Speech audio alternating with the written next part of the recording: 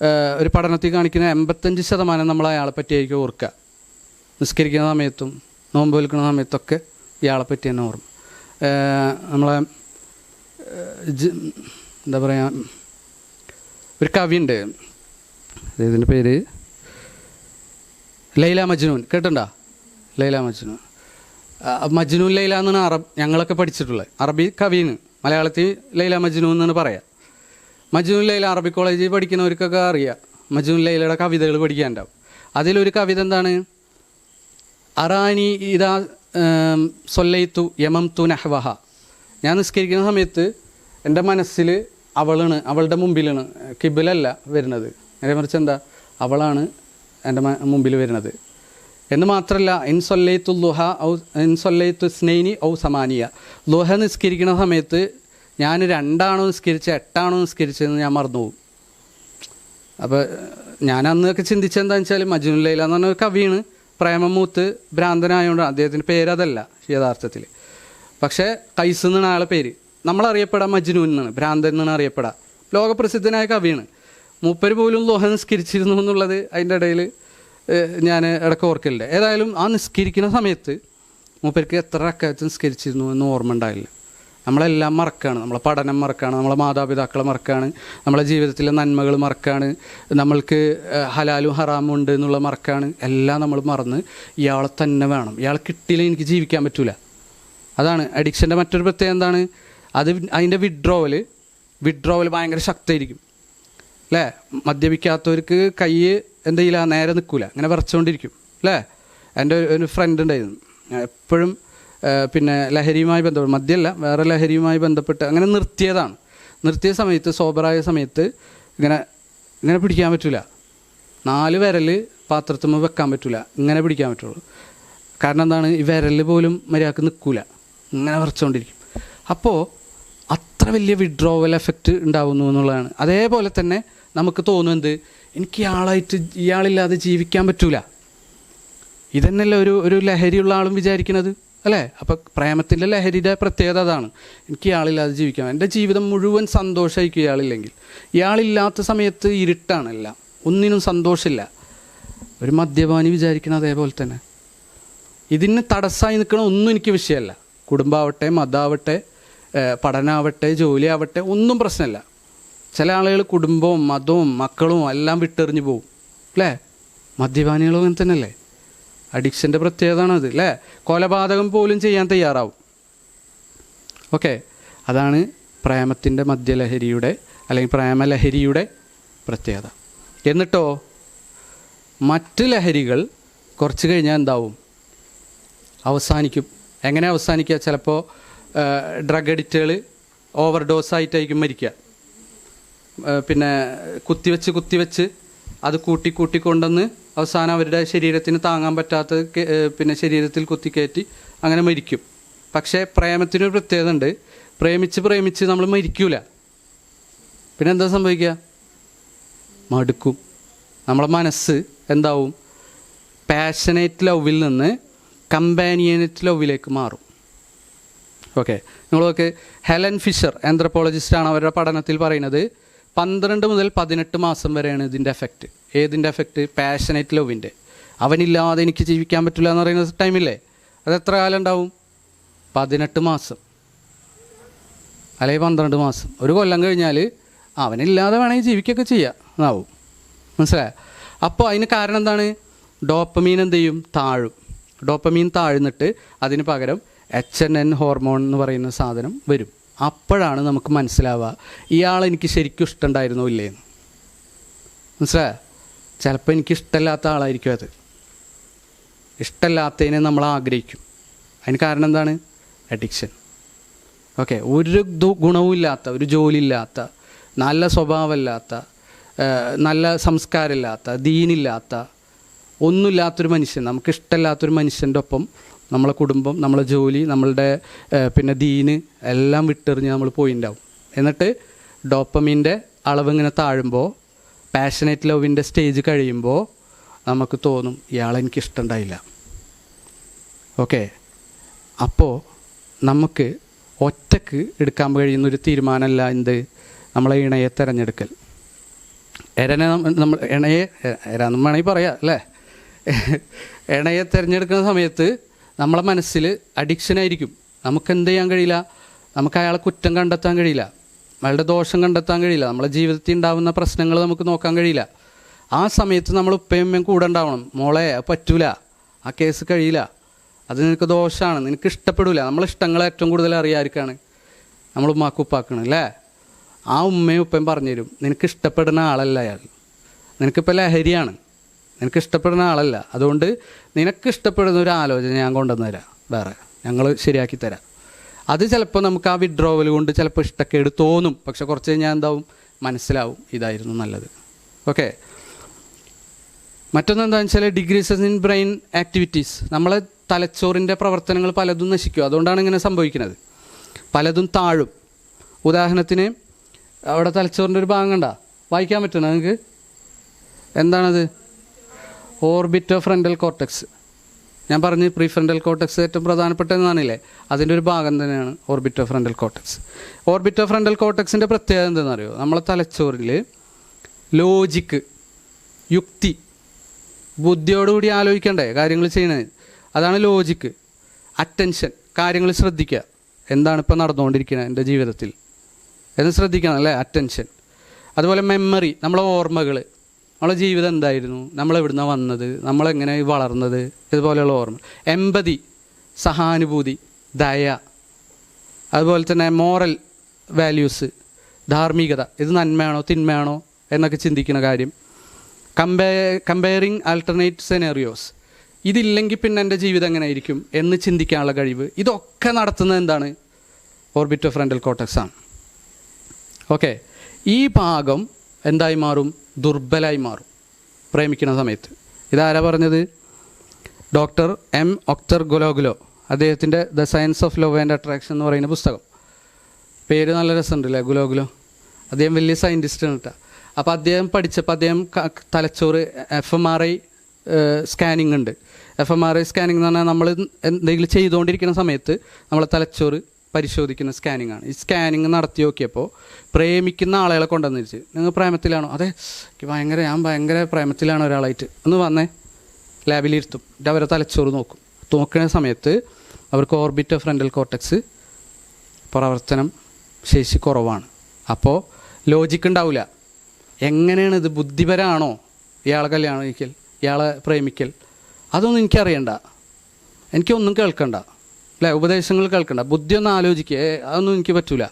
Attention, നീ ഒന്ന് ശ്രദ്ധിച്ച് നോക്ക്, ഇയാളെ രൂപം നോക്ക്, ഇയാളെ ജോലി നോക്ക്, ഇയാളുടെ സ്വഭാവം നോക്ക്, അറ്റൻഷൻ ഉണ്ടാവില്ല അല്ലേ.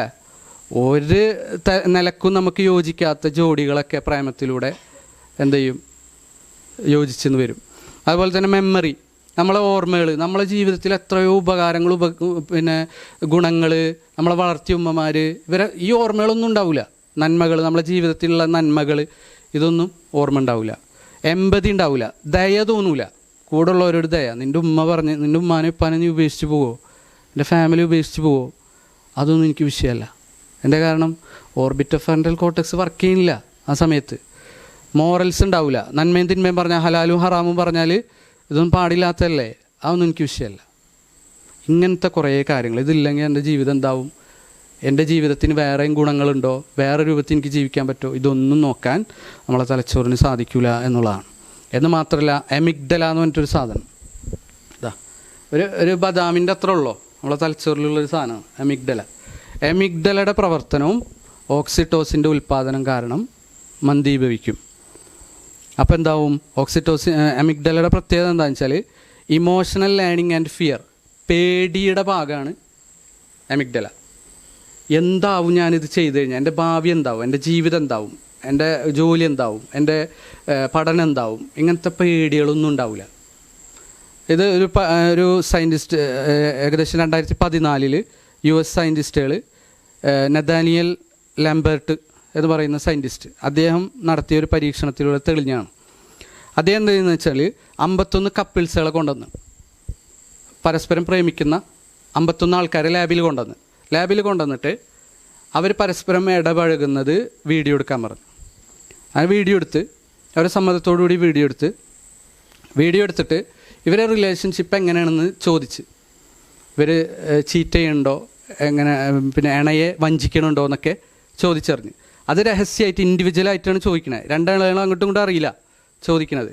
രഹസ്യമായി ചോദിച്ച് ഇന്ന ആൾക്കാർ വഞ്ചിക്കുന്നുണ്ട്, ഇന്ന ആൾക്കാർ വഞ്ചിക്കണില്ല, ഇന്ന ആൾക്കാർ ഇവരെ ഉപേക്ഷിക്കാൻ തയ്യാറായാണ് നിൽക്കുന്നത്, ഉപേക്ഷിക്കാൻ തയ്യാറല്ലാത്തവരുണ്ട്. ഇതൊക്കെ വേർതിരിച്ച് സയൻറ്റിസ്റ്റുകൾ ഡാറ്റ വെച്ചു. എന്നിട്ട് ഇവർ പരസ്പരം ഒരു കളിയിൽ ഏർപ്പെടാൻ പറഞ്ഞു. അത് വീഡിയോ എടുത്തിട്ട് ഒരു തേർഡ് പാർട്ടിയോട് വന്നിട്ട് ആ വീഡിയോ കാണാൻ പറഞ്ഞു. ഞാൻ പറഞ്ഞത് വ്യക്തമാണോ അല്ലേ? തേർഡ് പാർട്ടി വന്നിരുന്ന് എന്നിട്ട് ഈ വീഡിയോ കാണും. വീഡിയോ കണ്ടിട്ട് ഇവരോട് ചോദിക്കും, ഇതിലാരാണ് ആരെ ഉപേക്ഷിക്കാൻ പോണത്, ഇവരിൽ ആരാണ് വഞ്ചിക്കുന്നത് എന്നൊക്കെ പറയാൻ പറഞ്ഞു. തേർഡ് പാർട്ടി ഈ വീഡിയോ കണ്ടിട്ട് ഇന്ന ആൾ വഞ്ചിക്കും, ഇന്ന ആൾ ഉപേക്ഷിച്ച് പോകാൻ സാധ്യതയുണ്ട് എന്നെഴുതി. ഓക്കെ, ആ ഡാറ്റ 100% സത്യമായിരുന്നു. മനസ്സിലായോ? എന്നുവെച്ചാൽ മൂന്നാമത്തെ ആളുകൾക്ക് ഇവരുടെ സ്വഭാവത്തിലെ പ്രശ്നങ്ങൾ തിരിച്ചറിയാൻ പറ്റുന്നു. അതേസമയം പ്രേമത്തിലായ ആളുകൾക്ക് സ്വഭാവത്തിലെ ദോഷങ്ങൾ തിരിച്ചറിയാൻ കഴിയുന്നില്ല. അപ്പോൾ ഇയാളെ സ്വഭാവം വളരെ മോശമാണ്, ഇയാളുടെ പെരുമാറ്റം പാടില്ലാത്തതാണ് എന്ന് തിരിച്ചറിയാനുള്ള കഴിവ് നമ്മളെ ബുദ്ധിക്കില്ലാന്ന് പ്രേമിക്കുന്ന സമയത്ത്. മൂന്നാമതൊരാൾ വന്നിട്ട് ഇയാൾ മോശമാണ് കേട്ടോ, അയാൾ സ്വഭാവം എങ്ങനെയാണ് കേട്ടോ എന്നൊക്കെ പറഞ്ഞു കഴിഞ്ഞാൽ ഞാൻ അംഗീകരിക്കില്ല, നിനക്ക് അയാളെ അറിയാനിട്ടാണ് എന്ന് പറയും എന്നാണ് ഇവരുടെ പിന്നെ പഠനം തെളിയിച്ചത്. ഓക്കെ, ഞാൻ പറയണ തുടരണ, ഇത് ചോദ്യോത്തരത്തിലേക്ക് എത്തണ. ഓക്കെ, ഹാലോ എഫക്റ്റ് എന്ന് പറഞ്ഞാൽ 1977 റിച്ചാർഡ് നിസ്ബൻ, ടിമോത്തി ഡിക്കാം വിൽസൺ എന്ന് 2 മിഷിഗൻ യൂണിവേഴ്സിറ്റിയിലെ പ്രൊഫസർമാർ കണ്ടെത്തിയൊരു എഫക്റ്റാണ്. അതെന്താണെന്ന് വെച്ചാൽ, ചുരുക്കി പറഞ്ഞു കഴിഞ്ഞാൽ, നമ്മളുടെ തലച്ചോറിന് ലുക്ക് വഞ്ചിക്കുന്നുള്ളതാണ്. ഒരാൾ ലുക്ക് കണ്ടു കഴിഞ്ഞാൽ നമുക്ക് തോന്നും ഇയാൾ അടിപൊളിയാണ്, ഇയാൾ നല്ല ആളാണ്, ഇയാൾ ഉഷാറാണ് എന്ന് തോന്നും.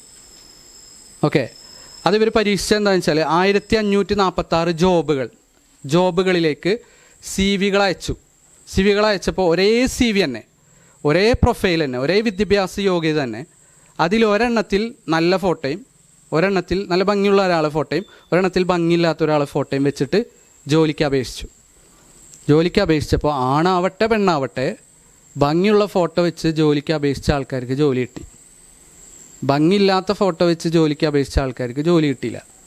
ജോലിയും ഭംഗിയും തമ്മിൽ വല്ല ബന്ധമുണ്ടാ? പിന്നെ എന്തുകൊണ്ടാണ് അവർ ജോലിക്ക് എടുക്കാഞ്ഞ്? നല്ല ഭംഗിയിലൊരാളെ കണ്ടു കഴിഞ്ഞാൽ ഇയാൾ ഉഷാറാണെന്ന് നമുക്ക് തോന്നുന്നുള്ളതാണ്. മനസ്സിലായോ? ഇപ്പം നമ്മളെ കോളേജിലൊക്കെ ഒരു ഗുണമില്ലാത്ത കുറേ ആൾക്കാരുണ്ടാവും, ചെക്കന്മാർ.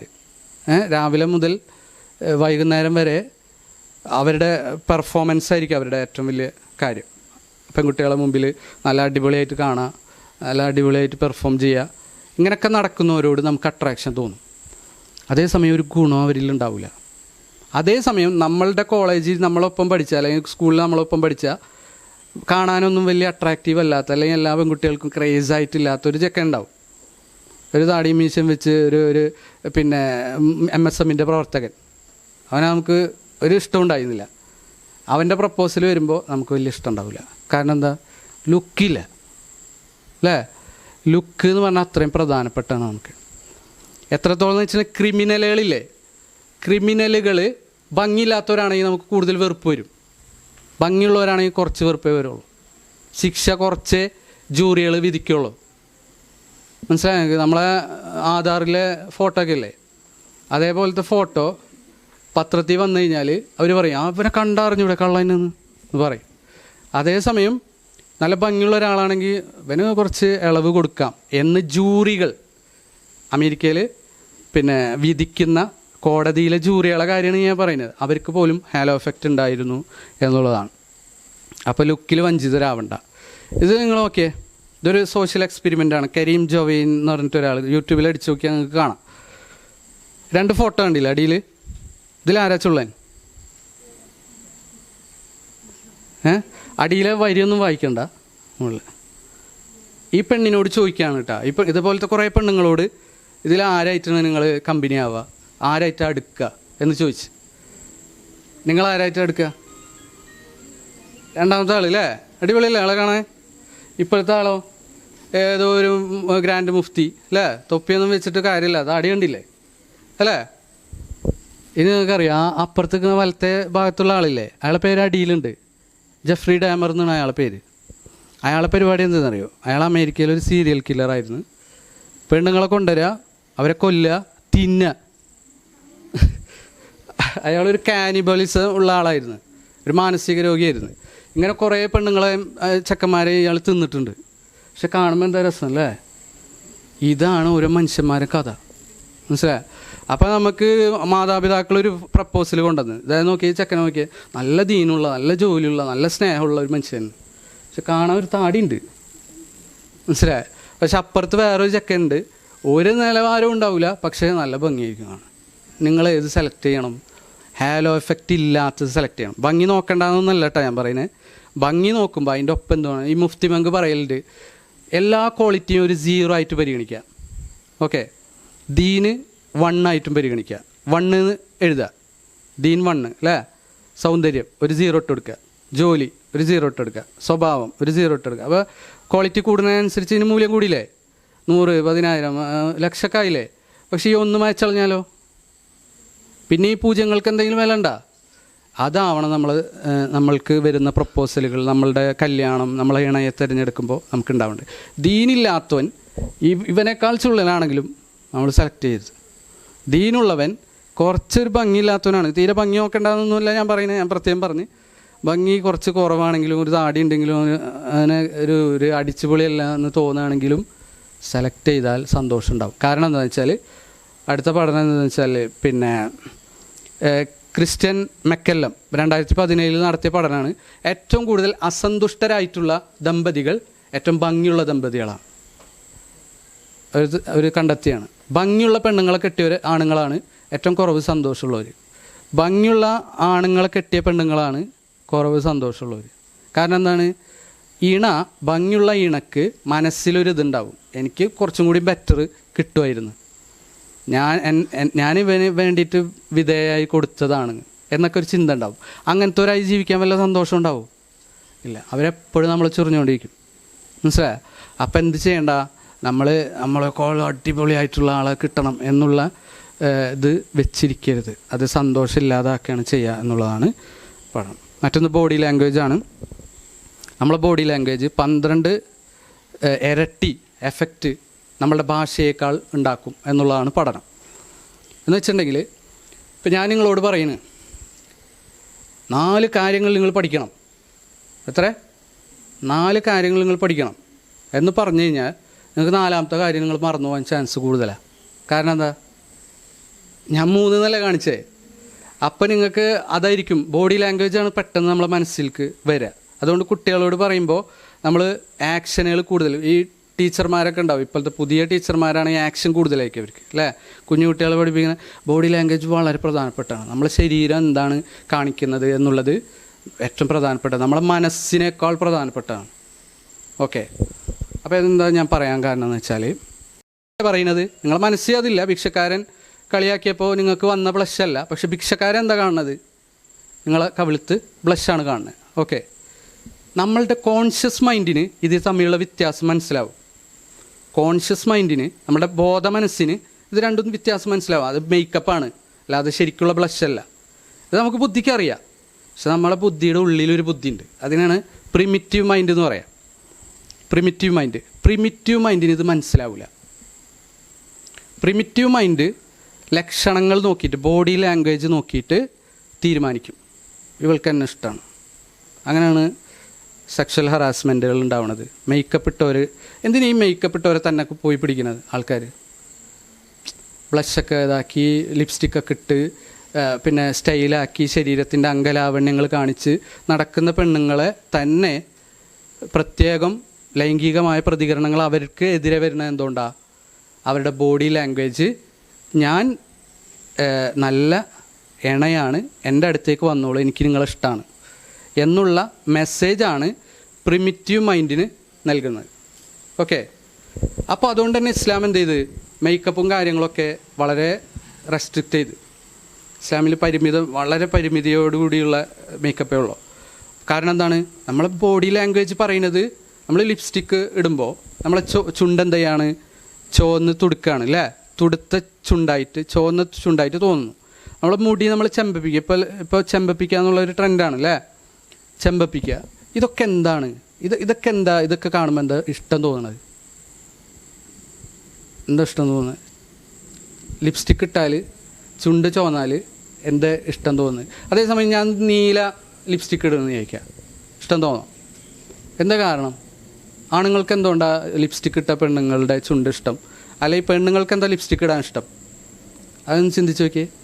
അതിൽ പഠനങ്ങൾ, ഡേവിഡ് ബസ്സിൻ്റെ പഠനമുണ്ട്. അദ്ദേഹം പറയുന്നത് എന്താണെന്ന് വെച്ചാൽ ചുവന്ന ചുണ്ട്, പ്ലസ് അതുപോലെ തന്നെ ചെമ്പിച്ച മുടി, അതുപോലെ ശരീരത്തിലെ അംഗലാവണ്യം, ഇതൊക്കെ നമ്മളുടെ ഫെർട്ടിലിറ്റിയെ സൂചിപ്പിക്കുന്നതാണ്. നമ്മളെ പിന്നെ എന്താ പറയുക, പ്രത്യുൽപാദന ശേഷിയെ സൂചിപ്പിക്കുന്നതാണ്.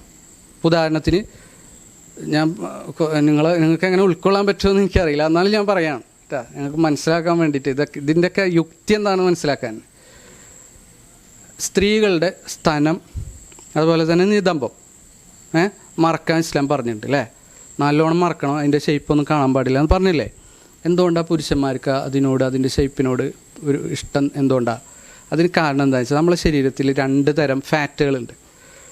ആൻഡ്രോയിഡ് ഫാറ്റ്, അതുപോലെ തന്നെ ഗൈനോയിഡ് ഫാറ്റ്. ആൻഡ്രോയിഡ് ഫാറ്റ് എന്ന് പറഞ്ഞിട്ടുണ്ടെങ്കിൽ നമ്മൾ നോമ്പെടുത്താൽ നമ്മൾ ജീവിക്കണില്ലേ, വെള്ളം കുടിക്കാണ്ട് ഭക്ഷണം കഴിക്കാണ്ട്. എന്താ? ശരീരത്തിൽ ഫാറ്റ് ഉണ്ട്. ആ ഫാറ്റ് എടുത്തിട്ട് എന്ത് ചെയ്യും? ശരീരം എനർജി നൽകും അല്ലേ. അതാണ് ആൻഡ്രോയിഡ് ഫാറ്റ്. അത് ആണുങ്ങൾക്കും പെണ്ണുങ്ങൾക്കും ഉണ്ട്. ഗൈനോയിഡ് ഫാറ്റിനൊരു പ്രത്യേകത ഉണ്ട്. അത് സ്ത്രീകളിലാണുള്ളത്. അത് സ്ത്രീകളുടെ ഇത്തരം സ്ഥലങ്ങളിലാണുള്ളത്. ചെസ്റ്റ്, പിന്നെ പിന്നിൽ, തൊട, ഈ ഭാഗം, ഇങ്ങനത്തെ ഒക്കെ ഭാഗങ്ങളിലാണ് ഈ ഗൈനോയിഡ് ഫാറ്റ് ഉള്ളത്. ഈ ഗൈനോയിഡ് ഫാറ്റിൻ്റെ യുക്തി എന്താണെന്നറിയോ? അതങ്ങനെ ഇരിക്കും. എന്നിട്ട് പ്രസവിക്കുന്ന സമയത്ത് പെണ്ണുങ്ങൾ ഭക്ഷണം കഴിക്കാത്ത അവസ്ഥ വരും, ഛർദിയൊക്കെ വരും അല്ലേ. പ്രാവർച്ചിയൊക്കെ വേണമെന്ന് പറയുന്ന ഒരു ടൈമുണ്ടല്ലോ, തവളർച്ചി തിന്നാൻ തോന്നുന്നു എന്നൊക്കെ പറയില്ലേ. ആ ടൈമിൽ ഒന്നും തിന്നണില്ല. തിന്നാത്ത സമയത്ത് ഈ പെണ്ണുങ്ങൾ എങ്ങനെ ജീവിക്കണത്? ഈ കുട്ടിക്ക് 2 ആൾക്കാരുള്ള ഭക്ഷണം കിട്ടണം അല്ലേ. ആ കുട്ടിക്ക് എങ്ങനെ ഭക്ഷണം കിട്ടണത്? ഇത് ഗൈനോയിഡ് ഫാറ്റിൽ നിന്നാണ് എടുക്കുന്നത്.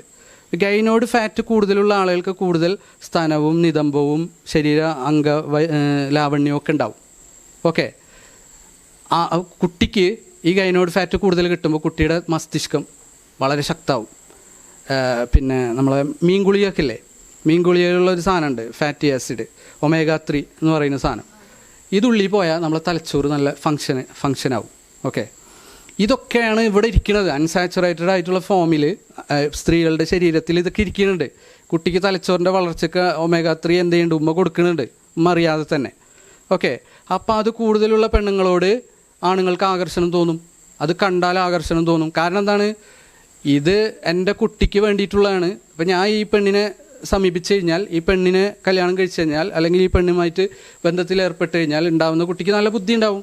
ഇത് ആണിന് അറിയില്ല, ആണിൻ്റെ ബുദ്ധിക്ക് അറിയില്ല, പക്ഷെ ആണിൻ്റെ പ്രിമിറ്റീവ് മൈൻഡിന് അറിയാം. എൻ്റെ ഉള്ളിൽ ഇതറിയാം. അതുകൊണ്ടാണ് അട്രാക്ഷൻ തോന്നുന്നത്. മനസ്സിലായോ? ഐൻസ്റ്റൈൻ്റെ ഇപ്പോൾ ഇദ്ദേഹം പറയുന്നുണ്ട്, ഗുലോഗൽ തന്നെ പറയുന്നുണ്ട്, ഐൻസ്റ്റൈൻ്റെ അമ്മ എങ്ങനെയായിരുന്നു? ഇതുപോലെ ആയിരുന്നു, ആളെ അംഗലാവണ്യമുള്ള പെണ്ണായിരുന്നു, സ്ഥാനം വലുപ്പമുള്ളതായിരുന്നു എന്നൊക്കെ ഗുലോഗലോനോട് ചോദിക്കുന്നുണ്ട്. അപ്പോൾ പിന്നെ ഒരു കുട്ടി അദ്ദേഹത്തിൻ്റെ ക്ലാസ്സിൽ തന്നെ ഗൂഗിൾ ചെയ്ത്, നിങ്ങൾക്കൊക്കെ വേണമെങ്കിൽ ഗൂഗിൾ ചെയ്ത് വെക്കാം, ഐൻസ്റ്റൈൻ എന്ന് പറഞ്ഞാൽ അറിയില്ല നിങ്ങൾക്ക്? ആൽബർട്ട് ഐൻസ്റ്റൈൻ്റെ അമ്മ. ഈ ലോകത്ത് ബുദ്ധിയുള്ള മനുഷ്യന്മാരുടെ ഒക്കെ അമ്മമാർ കുറച്ച് തടിച്ചിട്ടായിരിക്കും. മനസ്സിലായോ? അപ്പോൾ ഞാൻ പറഞ്ഞു വരുന്നത് എന്താണെന്ന് വെച്ചാൽ, ഇതിനൊരു ബയോളജിക്കൽ പർപ്പസ് ഉണ്ട്. ഈ ബയോളജിക്കൽ പർപ്പസ് ഉള്ളതുകൊണ്ട് തന്നെ ആണുങ്ങൾക്ക് അട്രാക്ഷൻ തോന്നും. ആണുങ്ങൾക്ക് തോന്നണ്ട, ആളുകൾ കണ്ണഴിച്ചാൽ മതി എന്ന് പറഞ്ഞിട്ട് കാര്യമില്ല. ഇതെന്താണ്? നമ്മളെ ബയോളജിയിലുള്ളതാണ്. മനസ്സിലായോ? ആണുങ്ങൾക്കത് അങ്ങനെ തോന്നിയാലേ മക്കൾ നല്ല ആരോഗ്യമുള്ള മക്കളുണ്ടാവുള്ളൂ. അതിനാണിത്. മനസ്സിലായോ? അപ്പോൾ ബയോളജിയെ നമുക്ക് ഒരു നിയമം കൊണ്ട് ഇല്ലാണ്ടാക്കാൻ പറ്റുമോ? ഇനി മുതൽ സ്ത്രീയെ എന്ത് ചെയ്യാൻ പാടില്ല, നോക്കാൻ പാടില്ല, നിയമം വെച്ചിട്ട് വല്ല കാര്യമുണ്ടോ? ബയോളജി പറയുന്നത് എന്ന് വിചാരിച്ചിട്ട് പിന്നെ സ്ത്രീയെ ഉപദ്രവിക്കാനുള്ള ലൈസൻസ് ആണോ അത്? അല്ല, ഒരിക്കലും അല്ല. പക്ഷെ ഉപദ്രവിക്കുന്ന പിന്നെ കുറച്ച് തെമ്മാടികൾ ഈ ലോകത്തൊക്കെ ഉണ്ട് അല്ലേ. അവരിൽ നിന്ന് രക്ഷപ്പെടാൻ നിങ്ങൾ എന്ത് ചെയ്യണം? ബയോളജിക്കലി ആണുങ്ങൾക്ക് ആകർഷണം തോന്നുന്ന ഭാഗങ്ങൾ മറച്ചു വെക്കണം, മേക്കപ്പുകൾ ഇല്ലാതാക്കണം. അത് നിങ്ങളുടെ സുരക്ഷയുടെ ഭാഗമാണ്. ഇത് മതപരമായി മാത്രമല്ല ബയോളജിക്കലി തന്നെ നമ്മൾ ചിന്തിക്കുമ്പോൾ മനസ്സിലാവുന്ന കാര്യമാണ്. ഓക്കെ, അവസാനത്തെ കാര്യം ഇതും കൂടി പറഞ്ഞ് ഞാൻ നിർത്താട്ടാ. 1997 ആർതർ ആരൺ എന്ന് പറഞ്ഞിട്ട് ഒരു സയൻറ്റിസ്റ്റ് 2 പരീക്ഷണങ്ങൾ നടത്തി. ഒരു പരീക്ഷണം എന്താണെന്ന് വെച്ചാൽ 2 പാലങ്ങൾ ശരിക്കും ശ്രദ്ധിക്കണം കേട്ടോ. 2 പാലങ്ങൾ. ഒരു പാലം കോൺക്രീറ്റ് പാലാണ്, മറ്റൊന്ന് നൂൽപ്പാലാണ്. എന്നിട്ട് കോൺക്രീറ്റ് പാലത്തിലൂടെ ഒരു 10 പേരോട് പോകാൻ പറഞ്ഞു. അതുപോലെ തന്നെ നൂൽപ്പാലത്തിലൂടെ ഒരു 10 പേരോടും പോകാൻ പറഞ്ഞു. അങ്ങനെ 2 കൂട്ടരും പോയി കഴിഞ്ഞതിന് ശേഷം പാലം കടന്ന ആളുകളോട് ഒരു പെൺകുട്ടി വന്നിട്ട് കുറച്ച് കാര്യങ്ങളൊക്കെ ചോദിച്ച്. സയൻറ്റിസ്റ്റുകൾ അയച്ചതാണ്, നല്ല ഭംഗിയുള്ളൊരു പെൺകുട്ടീനെ അയച്ച്. അപ്പോൾ ഈ 10 പേർക്കും കുറേ ചോദ്യങ്ങളൊക്കെ ചോദിച്ചതിന് ശേഷം ഇതെൻ്റെ നമ്പറാണ്, എന്തെങ്കിലും സംശയം ഉണ്ടെങ്കിൽ വിളിച്ചോ എന്ന് പറഞ്ഞിട്ട് പെൺകുട്ടി എന്ത് ചെയ്ത് ഈ എല്ലാവർക്കും നമ്പർ കൊടുത്ത്. ഇതിൽ നൂൽപ്പാലത്തിലൂടെ കടന്ന ആണുങ്ങൾ ഈ പെൺകുട്ടിയെ പിന്നീട് വിളിച്ചു. കോൺക്രീറ്റ് പാലത്തിലൂടെ കടന്ന ആണുങ്ങൾ ഈ പെൺകുട്ടിയെ വിളിച്ചില്ല. എന്തേ കാരണം എന്നറിയോ? അതിന് കാരണം എന്താണെന്ന് വെച്ചാൽ കോൺക്രീറ്റ് പാലത്തിലൂടെ കടക്കുന്ന ഒരാൾക്ക് പേടിയില്ല, മനസ്സിൽ ഉത്കണ്ഠയില്ല അല്ലേ, എന്താവും എന്നുള്ള പേടിയുണ്ട, അല്ലെങ്കിൽ ഒരു ജിജ്ഞാസ ഉണ്ടാ ഇല്ല. അതേസമയം നൂൽപ്പാലത്തിലൂടെ കടക്കുമ്പോൾ എന്താ നമ്മൾ ചിന്തിക്കുക? ആടുന്നു അല്ലേ, വീഴൂലേ, അങ്ങനെ ഒരു ഫിയറും ഒരു ആങ്സൈറ്റി ഒക്കെ അല്ലേ നമ്മളെ മനസ്സിൽ. ആങ്സൈറ്റി ഉള്ള സമയത്ത് നമ്മളെ ഓപ്പോസിറ്റ് ജെൻഡറിലുള്ള ഒരാൾ സമീപിച്ചു കഴിഞ്ഞാൽ നമ്മളെ തലച്ചോറ് ഇങ്ങനെയാണ് ചിന്തിക്കുക. എൻ്റെ ഹൃദയം ഇടിച്ചുകൊണ്ടിരിക്കുന്നുണ്ട്, എൻ്റെ ഇവിടെയൊക്കെ തൊണ്ടൊക്കെ വറ്റിയിട്ടുണ്ട്, എനിക്ക് ഭയങ്കര വയർക്കണുണ്ട്, ഈ പെണ്ണിനെ കണ്ടുകൊണ്ടായിരിക്കുമോ, മനസ്സിലായോ? അപ്പം എനിക്ക് ഈ പെണ്ണിനോട് ഇഷ്ടമായിരിക്കും എന്ന് ചിന്തിക്കും, മനസ്സിലായോ? അതുകൊണ്ട് നൂൽപ്പാലത്തിലൂടെ കടന്ന ആണുങ്ങളൊക്കെ വിളിച്ചു ഈ പെണ്ണിനെ, കോൺക്രീറ്റ് പാലത്തിലുള്ളവർ വിളിച്ചില്ല. അപ്പം അതിൽ നിന്ന് എന്ത് മനസ്സിലാക്കുക? നമ്മളെ തലച്ചോറിനെ ഹാക്ക് ചെയ്യാൻ പറ്റും. അതെങ്ങനെയാണ്? നമുക്ക് അഡ്വഞ്ചറസ് ആയിട്ടുള്ള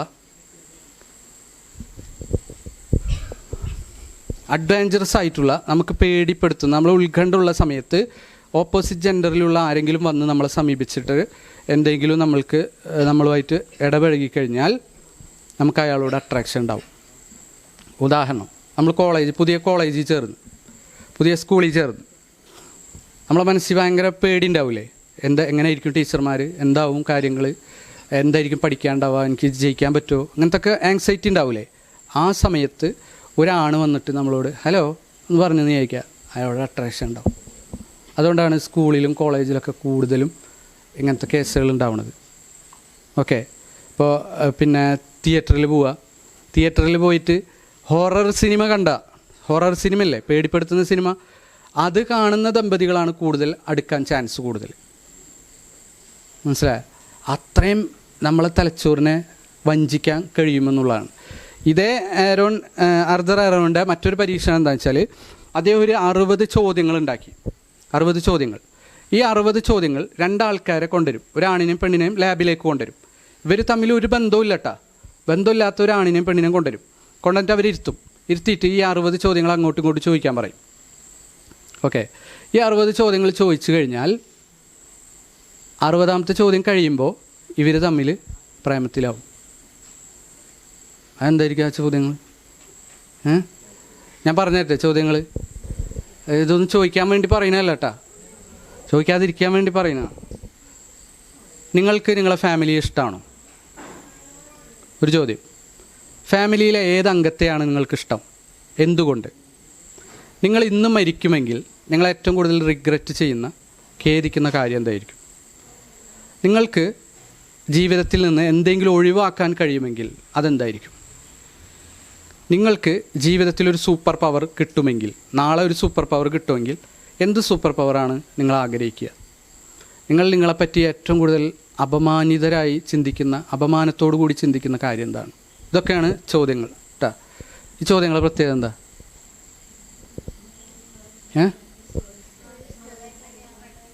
എങ്ങനെ? പേഴ്സണലാണ് അല്ലേ, ഇൻറ്റിമേറ്റാണ്, പേഴ്സണലാണ്, വളരെ അഗാധമായ ചോദ്യങ്ങളാണ്, വളരെ വ്യക്തിപരമായ ചോദ്യങ്ങളാണ് അല്ലേ. അങ്ങനത്തെ ചോദ്യങ്ങൾ ചോദിക്കുമ്പോൾ നമ്മളെ തലച്ചോറ് വീണ്ടും ചിന്തിക്കുക എന്താണെന്നറിയോ? ഞാൻ ഇയാളോട് എൻ്റെ ഫാമിലിയെ പറ്റി, എൻ്റെ പേഴ്സണൽ കാര്യം, എൻ്റെ ഇഷ്ടം, എൻ്റെ അനിഷ്ടം, എനിക്കിഷ്ടമുള്ള കളർ ഏതാണ്, മിക്കവാറും പ്രേമ കേസുകളിൽ ഫസ്റ്റത്തെ ചോദ്യമാണെന്ത്, ഫസ്റ്റത്തെ 10 ചോദ്യങ്ങളിൽ വരുന്നതാണെന്ത്, ഏതാണ് ഇഷ്ടപ്പെട്ട കളർ. വല്ല പ്രസക്തി അതിനുണ്ടോ ജീവിതത്തിൽ? എനിക്ക് പച്ചയാണ് ഇഷ്ടം, അതുകൊണ്ട് എന്താ വല്ല പ്രസക്തി ഉണ്ടോ? പക്ഷേ അങ്ങനെയൊക്കെ ചോദിക്കും. അപ്പോൾ എന്താവും, പേഴ്സണൽ കാര്യങ്ങൾ ചോദിക്കുമ്പോൾ നമ്മളെ തലച്ചോറ് വിചാരിക്കും നമുക്ക് ഇയാൾ ഇഷ്ടമാണ്. ഈ പ്രൈവറ്റ് ചാറ്റുകൾ, പ്രൈവറ്റായിട്ട് പേഴ്സണൽ കാര്യങ്ങളൊക്കെ സംസാരിക്കുക, അതിൻ്റെയൊക്കെ അപകടമാണ് ഇപ്പോൾ ഇതിൽ നിന്ന് മനസ്സിലാക്കേണ്ടത്. അതുകൊണ്ടാണ് ഒരു ആണും ഒരു പെണ്ണും തനിച്ചിരിക്കരുത്. മൂന്നാമത്തെ ആളായിരിക്കും, പിശാചായിരിക്കും. കാരണം എന്താണ്, നമ്മളെ തനിച്ചിരിക്കുമ്പോൾ നമ്മളെന്താ ചർച്ച ചെയ്യുക? പിന്നെ ഡൊണാൾഡ് ട്രംപിനെ പറ്റിയ, അല്ലെങ്കിൽ വേൾഡ് ട്രേഡ് സെൻറ്ററിനെ പറ്റിയ നമ്മളെന്താ ചർച്ച ചെയ്യുക? ഓരോ ഇഷ്ടങ്ങൾ, അനിഷ്ടങ്ങൾ, ആ ടീച്ചറെ പറ്റിയിട്ട് നിങ്ങൾക്ക് ഇഷ്ടമാണോ, ഏത് വിഷയം ഇഷ്ടം, ഇങ്ങനത്തൊക്കെ അല്ലേ നമ്മൾ ഒരു ആൺകുട്ടിയും പെൺകുട്ടിയും ക്ലാസ്സിൽ നേരത്തെ എത്തിയാൽ ചർച്ച ചെയ്യുക. അപ്പോൾ എന്താവും, നമ്മളെ ബ്രെയിൻ ഹാക്കഡ് ആവും. നമുക്ക് ഇയാളോട് ഇഷ്ടം തോന്നും, നമുക്ക് അയാൾ ഇഷ്ടമല്ല യഥാർത്ഥത്തിൽ, പക്ഷെ തലച്ചോറ് വഞ്ചിക്കുന്നതാണ്. നമ്മളെ തലച്ചോറ് അത്രയും ദുർബലമാണ്. മനസ്സിലായി നിങ്ങൾക്ക്? അപ്പോൾ ഒരാളുമായിട്ട് ഒരു ആൺകുട്ടി എന്ത് ചെയ്യാണ്, എനിക്ക് ആ നോട്ട് ബുക്ക് ഒന്ന് കിട്ടണമായിരുന്നു, നീ നാളെ ഒന്ന് തരുമോ എന്ന് പറഞ്ഞിട്ട് ഒരു മെസ്സേജ് അയച്ചെന്ന് വിചാരിക്കുക. ഗ്രൂപ്പിൽ അയക്കുക. മനസ്സിലായോ? ഗ്രൂപ്പിൽ അയക്കുക, അതാണ് ഒന്നാമത്തെ സംഗതി. ഇനി പേഴ്സണലായിട്ട് അയക്കുകയാണെങ്കിൽ ഞാൻ നാളെ തരാം, ഓക്കെ, നോട്ട് ബുക്ക് തരാം. നീ എങ്ങനെ ഇതൊക്കെ പഠിക്കണേ? അടുത്ത ചോദ്യം. മനസ്സിലായോ? സുഖിപ്പിക്കുന്ന ചോദ്യം അല്ലേ, പേഴ്സണൽ ചോദ്യം. ഒന്നും മിണ്ടാതിരിക്കുക. ആ ചോദ്യം എന്താണ്, നമുക്കിഷ്ടമല്ലാത്തവരെയും ഇഷ്ടപ്പെടാൻ നമ്മളെ തലച്ചോറിനെ പ്രേരിപ്പിക്കും. നമുക്ക് ദോഷകരമായ ആളെ ഇഷ്ടപ്പെടാൻ തലച്ചോറിനെ പ്രേരിപ്പിക്കും. ഓക്കെ, അപ്പോൾ ഇനിയും കുറേ കാര്യങ്ങളുണ്ട്, ഏതായാലും ഞാൻ നിർത്താണ്. അപ്പോൾ നിങ്ങൾക്കിപ്പോൾ എന്താ തോന്നുന്നത്? കല്യാണം അതല്ലേ സേഫ്? നമുക്ക് ഏറ്റവും സേഫായിട്ടുള്ള മാർഗം. അത് കുറച്ചൊന്ന് നേരം വൈകിട്ടായിരിക്കും അതിൻ്റെ ഗ്രാറ്റിഫിക്കേഷൻ കിട്ടുക.